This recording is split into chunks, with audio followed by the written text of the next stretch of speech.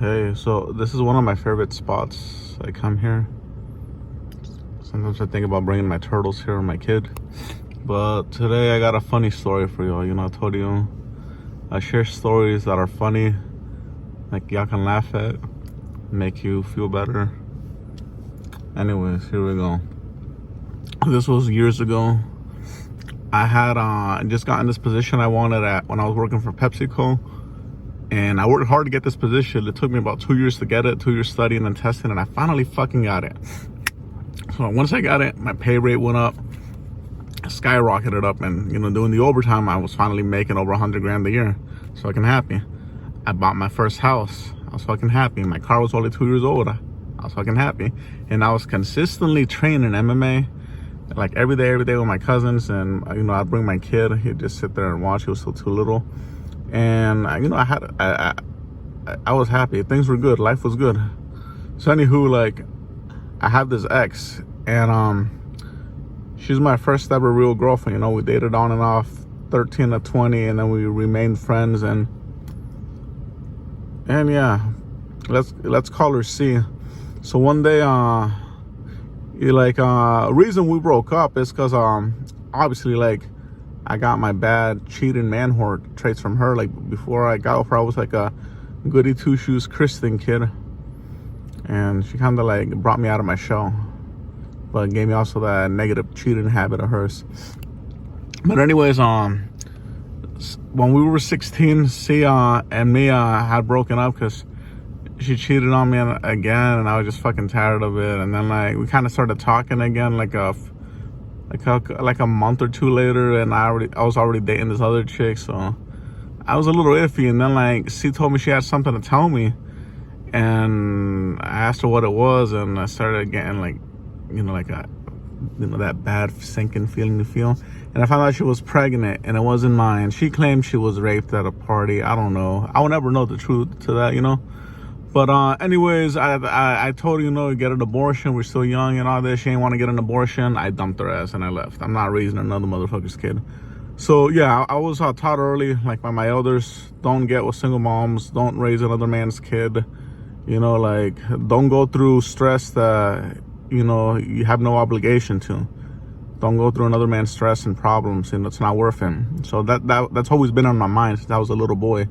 So anyways, we break up. We kind of like just have little flings on and off. Nothing serious in the long term because I never take her seriously. She goes on to have another kid. And then she has a third kid. And then she becomes recently single. So fast forward to this period where I'm at, where I buy my house.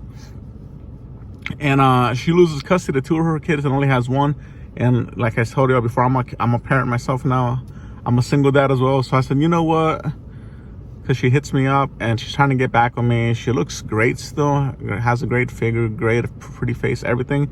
And she only has one of her kids. The other two got taken away by CPS. Obviously that was a red flag, but my dumb ass wasn't looking there. So anyway, she starts wanting to get back together. And I think like, well, I'm a parent now myself, so is she, so I can't really say shit. And like, her kid has the same mongoloid features as me. I can pass it off to me, so like people won't stand and laugh and say, "Oh, he's raising another man's kid. Hey, his girl cheated on him and he stuck around." So people won't be able to say that shit, So I gave her a chance, and we started dating on and off, and like, we started dating again for for a little bit, and like one day out of nowhere, like, I still had social media at the time. I go on her stories, and like on there, she's like making out with some other dude. She's making out with some motherfucking dude, and then like I don't see her for like maybe a day or two, and on her fucking thing it says she's in a relationship with some new dude. And I looked this dude up, and it's a completely dude from who she was making out with, and it's some crackhead. So I tell her, hey, like, what's going on? And like, she tells me to my fucking face, like, hey, like, I'm leaving you for this guy. And like, I'm thinking like, okay, so I got this fucking new house. I was getting ready to move you and your daughter in. I'm fucking making over 100 grand a year. You don't have to work if you stay with me. You live with your family, like 8 people in your fucking household, all bunched up together.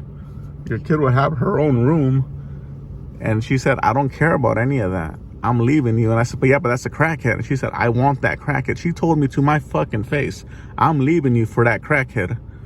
Fast forward, that crackhead gets her in trouble with CPS, and I don't know what's going on with her now. I think she ended up losing custody of her third kid because of that crackhead.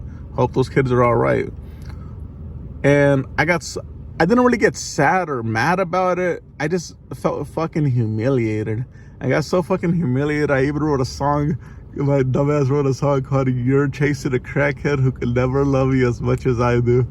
I used to sing that shit all the time, especially at Applebee's, at the karaoke night. But anyways, see, I can laugh about it now. Sometimes, like I was saying, sometimes bad shit happens to us and it's out of our control, but then we can laugh about that shit and it can't hurt us again, you know?